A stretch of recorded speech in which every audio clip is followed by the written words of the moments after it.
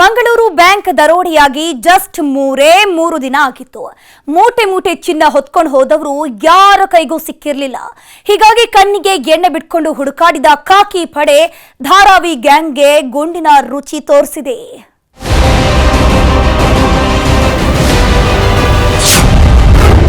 ಅರವತ್ತು ಗಂಟೆಯೊಳಗೆ ದರೋಡೆಕೋರರಿಗೆ ಬಿತ್ತು ಕೋಳ. ಧಾರಾವಿ ಗ್ಯಾಂಗ್ ಬಂಧಿಸಿದ್ದೇ ರಣರೋಚಕ. ಕಳ್ಳರು ಚಾಪೆ ಕೆಳಗೆ ನುಸುಳಿದ್ರೆ ಪೊಲೀಸರು ರಂಗೋಲಿ ಕೆಳಗೆ ನುಸುಳ್ತಾರೆ ಅಂತಾರಲ್ಲ, ಇದಕ್ಕೆ ನೋಡಿ. ಎದೆ ಸಿಡಿದ್ರೆ 4 ಅಕ್ಷರ ಇರಲ್ಲ. ಇಂಥವರೇ 10 ಐಡಿಯಾ ಮಾಡಬೇಕಾದ್ರೆ ಇನ್ನು ಪೊಲೀಸರು ಇನ್ನೆಷ್ಟು ರಣತಂತ್ರ ರೂಪಿಸಬಹುದು ಹೇಳಿ. ಮಂಗಳೂರಿನ ಕೋಟೆಕಾರ ಬ್ಯಾಂಕ್ ದರೋಡೆ ಮಾಡಿದ್ದ ಡಕಾಯತರು ಇಡೀ ರಾಜ್ಯವನ್ನೇ ಬೆಚ್ಚಿ ಬೀಳಿಸಿದ್ರು. ಹಾಡ ಹಗಲೇ ಬ್ಯಾಂಕಿಗೆ ನುಗ್ಗಿ ಮೂಟೆಗಟ್ಟಲೆ ಬಂಗಾರ ತುಂಬಿಕೊಂಡು ಹೋಗಿದ್ರು. ಬಹುಶಃ ಮಂಗಳೂರಿನ ಇತಿಹಾಸದಲ್ಲಿ ಹಿಂದೆಂದೂ ಆಗದಂತಹ ರಾಬರಿಗೆ ಈ ಸಹಕಾರಿ ಬ್ಯಾಂಕ್ ಸಾಕ್ಷಿಯಾಗಿತ್ತು. ಹೀಗಾಗಿ ಖದೀಮರ ಬೆನ್ನು ಹತ್ತಿದ ಪೊಲೀಸರು ಜಸ್ಟ್ 60 ಗಂಟೆಯೊಳಗೆ ಹೆಡೆಮುರಿ ಕಟ್ಟಿದ್ದಾರೆ. ಮುಂಬೈನ ಧಾರಾವಿ ಗ್ಯಾಂಗ್ನ ಡಕಾಯಿತರಿಗೆ ಕರ್ನಾಟಕ ಪೊಲೀಸರು ಪವರ್ ತೋರಿಸಿದ್ದಾರೆ. ಮೂಟೆ ಮೂಟೆ ತುಂಬಿಕೊಂಡು ಎಸ್ಕೇಪ್ ಆಗಿದ್ದ ಹಂತಕರು ಒಂದೇ ಒಂದು ಸಣ್ಣ ಸುಳಿವನ್ನು ಕೊಟ್ಟಿರಲಿಲ್ಲ. ಯಾರಿವರು, ಎಲ್ಲಿಂದ ಬಂದ್ರು, ಇವರ ಹಿನ್ನೆಲೆ ಏನು ಅನ್ನೋದೊಂದು ಗೊತ್ತಿರಲಿಲ್ಲ. ಹೀಗಾಗಿ ಪೊಲೀಸರಿಗೂ ದೊಡ್ಡ ಚಾಲೆಂಜ್ ಆಗಿತ್ತು. ಸಿನಿಮಾ ಸ್ಟೈಲ್ನಲ್ಲಿ ಕಾರ್ಯಾಚರಣೆ ಶುರು ಮಾಡಿದ ಖಾಕಿ ಪಡೆ ದರೋಡೆಯಾದ ದಿನವೇ ಕೋಟೆಕಾರು ಸುತ್ತಮುತ್ತಲ ಮೊಬೈಲ್ ಸಿಡಿಆರ್ ಪಡೆದಿತ್ತು. ಆಗ ದರೋಡೆಕೋರರು ಮುಂಬೈಗೆ ಕರೆ ಮಾಡಿದ್ದ ಮಾಹಿತಿ ಪತ್ತೆಯಾಗಿತ್ತು. ಹೀಗಾಗಿ ಆ ಕರೆಯನ್ನ ಟ್ರೇಸ್ ಮಾಡಿದಾಗ ಕೇರಳದ ಟವರ್ ಲೊಕೇಶನ್ ಸಿಕ್ಕಿದೆ. ಒಂದು ತಂಡ ಸೀದಾ ಕೇರಳಕ್ಕೆ ಹೋಗ್ತಿತ್ತಂತೆ. ಅಲ್ಲಿಂದ ತಮಿಳುನಾಡಿಗೆ ಎಸ್ಕೇಪ್ ಆಗಿದ್ರು. ಕೊನೆಗೆ ರಾಬರಿಗೆ ಬಳಸಿದ ಫಿಯೆಟ್ ಕಾರ್ನ ಚಾರ್ಸಿ ನಂಬರ್ ಕಲೆಕ್ಟ್ ಮಾಡಿದ್ದ ಖಾಕಿ ಪಡೆ ಮುಂಬೈ ಮಾಲೀಕನ ವಿಳಾಸವನ್ನ ಕಲೆ ಹಾಕಿತ್ತು. ಹೀಗಾಗಿ ಅಲ್ಲಿಗೂ ಒಂದು ಟೀಮ್ ಶಿಫ್ಟ್ ಆಗಿತ್ತು. ಯಾವಾಗ ದರೋಡೆಕೋರರೆಲ್ಲ ತಮಿಳುನಾಡಿನವರೇ ಅನ್ನೋದು ಕನ್ಫರ್ಮ್ ಆಯ್ತು, ಕಿಂಗ್ ಪಿನ್ ಮುರುಗಂಡಿ ದೇವರ್ ಹಾಗೂ ಆತನ ಆಪ್ತನನ್ನ ಎತ್ತಾಕೊಂಡು ಬಂದಿದ್ದಾರೆ. 2 ತಿಂಗಳ ಮೊದಲೇ ನಡೆದಿತ್ತು ರಾಬರಿ ಬ್ಲೂ ಪ್ರಿಂಟ್.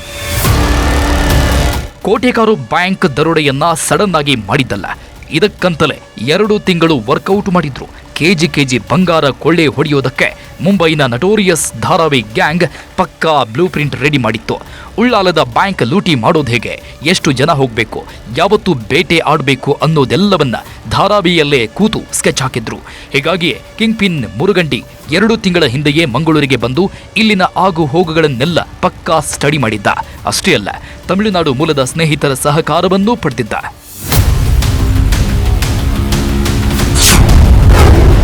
ಧಾರಾವಿ ಗ್ಯಾಂಗ್ನಲ್ಲಿ ಬಿರುಕು, ಖಾಕಿಗೆ ಸಿಕ್ಕಿತ್ತು ಸುಳಿವು. ಬ್ಯಾಂಕ್ ದರೋಡೆಗೆ ಅಂತ 10 ಜನರ ಟೀಮ್ ರೆಡಿ ಮಾಡಿದ್ರು. ಆದ್ರೆ ಅವರವರ ಮಧ್ಯೆನೇ ಮನಸ್ತಾಪ ಬಂದಿದ್ರಿಂದ ಕಿಂಗ್ ಪಿನ್ ಮುರುಗಂಡಿ ದೇವರ್ 4ರನ್ನ ತಮ್ಮ ಟೀಮ್ನಿಂದ ಕೈಬಿಟ್ಟಿದ್ದ. ಯಾವಾಗ ಟೀಮ್ ಒಡೆದೋಯ್ತು, ಅವರಲ್ಲೇ ಇದ್ದ ಒಬ್ಬಾತ ಸದ್ಯದಲ್ಲೇ ದೊಡ್ಡ ಮಟ್ಟದ ದರೋಡೆ ಆಗತ್ತೆ ಅನ್ನೋ ಮಾಹಿತಿ ಹೊರ ಕಕ್ಕಿದ್ದ. ಇದು ಮುಂಬೈ ಗುಪ್ತಚರ ಇಲಾಖೆ ಕಿವಿಗೂ ಬಿದ್ದಿತ್ತು.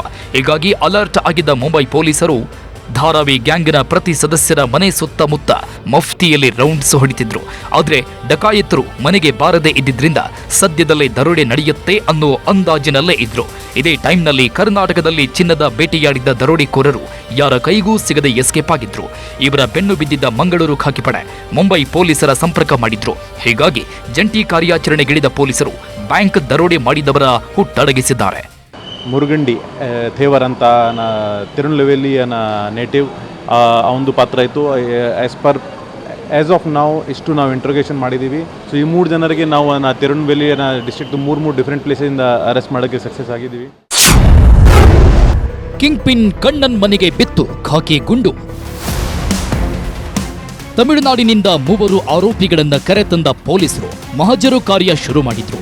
ಈ ವೇಳೆ ತಪ್ಪಿಸಿಕೊಳ್ಳೋದಕ್ಕೆ ಯತ್ನಿಸಿದ ಕಣ್ಣನ್ ಮಣಿ ಖಾಕಿ ಮೇಲೆಯೇ ಕೈ ಎತ್ತಿದ್ದಾನೆ. ಹೀಗಾಗಿ ಡಕಾಯತನಿಗೆ ಪೊಲೀಸರು ಗುಂಡಿನ ರುಚಿ ತೋರಿಸಿದ್ದಾರೆ. ಒಟ್ನಲ್ಲಿ ಹಂತಕರ ಜೊತೆ ಕೆಜಿ ಚಿನ್ನವನ್ನೂ ಪೊಲೀಸರು ಲಾಕ್ ಮಾಡಿದ್ದಾರೆ. ಕರ್ನಾಟಕದಲ್ಲಿ ಬಂಗಾರದ ಬೇಟೆಯಾಡಿ ಮುಂಬೈಗೆ ಹಾರಬೇಕು ಅಂದ್ಕೊಂಡವರು ತಮಿಳುನಾಡು ದಾಟೋದ್ರೊಳಗೆ ಅಂಧರಾಗಿದ್ದಾರೆ.